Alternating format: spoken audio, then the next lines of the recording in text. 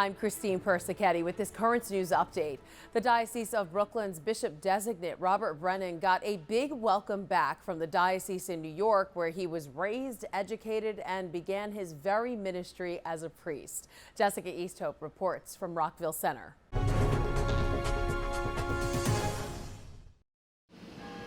The Diocese of Rockville Center is rejoicing. One of their own is back in New York. For more than 50 years, Bishop Robert Brennan called the diocese home. Now those who know him best are calling him the right man to be bishop of the Diocese of Brooklyn. Bishop Brennan is saying, yeah, this is going to be where the Holy Spirit wants me to be. Monsignor Jim Vaughn and Bishop Brennan knew each other long before they discerned their calls to the priesthood in high school at St. John the Baptist in West Islip. Monsignor Vaughn says though he'll miss Columbus, he knows Bishop Brennan will serve Brooklyn with his whole heart. There's that certain missionary spirit that says, yes, Lord, I will do what you ask. Here's where I have the commentary. Bishop Bill Murphy met Bishop Brennan years later at St. Agnes Cathedral when he was installed as the Bishop of Rockville Center. Bishop Brennan, his auxiliary bishop and secretary, then Vicar General and moderator of the Curia. The two were side by side for 16 years. He just brought a fresh look to everything, and he was a very wise counselor for me. But Bishop Murphy says the man he affectionately calls Bob showed his true colors when important titles didn't stop him from following his ministry. He asked to be assigned to a parish as a pastor. That's the kind of a man I want to have in a leading position, because he's a priest to his core. As for the people who look to him as a spiritual leader, they're telling parishioners in Brooklyn, you're the lucky ones now. He was just terrific, and he helped me through some bad times that I had. He always had time for everybody, no matter what he was doing. He will help the people of Brooklyn, and they're just absolutely very, very lucky to have him. Church officials in Rockville Center say Bishop Brennan's biggest challenge will be the same one all priests face, to evangelize, but he's the person to take it on. In Rockville Center, Jessica Easthope, Currents News. Bishop Brennan is currently in his Diocese of Columbus, Ohio. The Bishop-Designate will be in charge there until his installation Mass on November 30th. The national correspondent for the Tablet and Crux, John Lavenberg, is in the Diocese of Columbus right now. And John, you got a rare look into Bishop Brennan's relationship with current and future priests. Bishop Brennan spent his Saturday at the Pontifical College Josephinum watching a flag football game with the seminarians. Tell us about that and what the seminarians had to say about the bishop. Yeah, Christine, this can really be encapsulated by a moment that took place before kickoff of the game when Bishop Brennan ran out across the field to lead opening prayer. He was showered with roars and applause, and then as he gave his opening prayer, he thanked the seminarians for all that they do, expressed his love for them, and that he's rooting for them. And I mean, whether it's the seminarians or the priests, the admiration, the mutual admiration between Bishop Brennan and them, they call him a role model. He calls them a role model. I mean, it's a beautiful relationship. They work together so well and go hand in hand on so many things.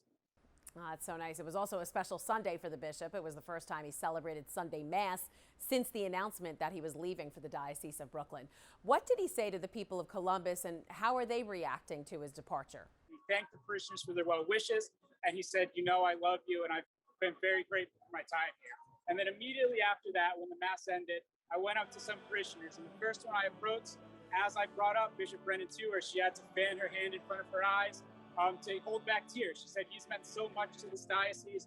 We're going to miss him so much. And people just speak to the fact that the energy he brings, he's a tireless worker. He brings all different communities together, and they really have so much admiration for what he's done in the diocese.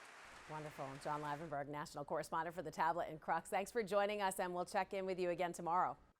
Sounds good. Thanks, Christine.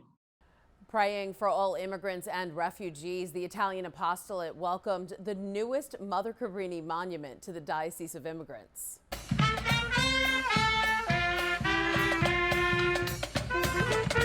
In honor of the Italian-American saint, Bishop Nicholas DiMarzio led a procession and celebrated Mass at Sacred Heart's St. Stephen Church, giving thanks to all who made the statue possible. This after the city of New York had denied creating a public monument to Mother Cabrini as part of the first round of She Built NYC monuments. Catholic Charities Brooklyn and Queens annual Shining Star Dinner was different than in years past. There were fewer people, but the message of inclusion and diversity in the diocese remained. Instead of honoring individuals from each of the ethnic apostolates as usual, there was only one honoree this year, Bishop Nicholas DiMarzio. He was recognized for his 25th Episcopal anniversary and his years of advocacy on behalf of immigrants in the Diocese of Brooklyn. Catholic Migration Services was also honored for 50 years of helping and uplifting the more than 2 million immigrants of all races and religions who call the diocese home.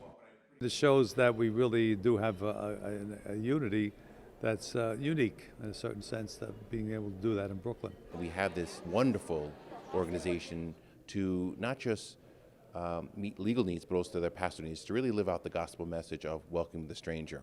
Proceeds from the dinner go toward keeping legal services free for immigrants in need. Many New Yorkers are still struggling to get back on their feet after this summer's terrible flooding from Tropical Storm Ida. One group that's had particular trouble getting financial assistance, undocumented immigrants.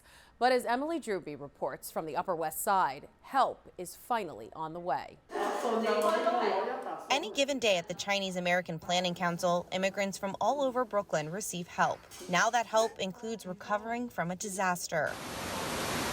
Tropical Storm Ida devastating parts of New York, families losing everything. FEMA providing grants to help victims get back on their feet, but a whole community is being left out. When folks reached out, a lot of people from the undocumented the community were finding that they're not eligible for any of these grants. Leaving undocumented New Yorkers very vulnerable. No help finding new housing, replacing lost treasures, or even paying for funerals. So the city and state stepped up, creating a $27 million fund to address this. Steve May and the Chinese American Planning Council, or the CPC, dealing with the Brooklyn requests.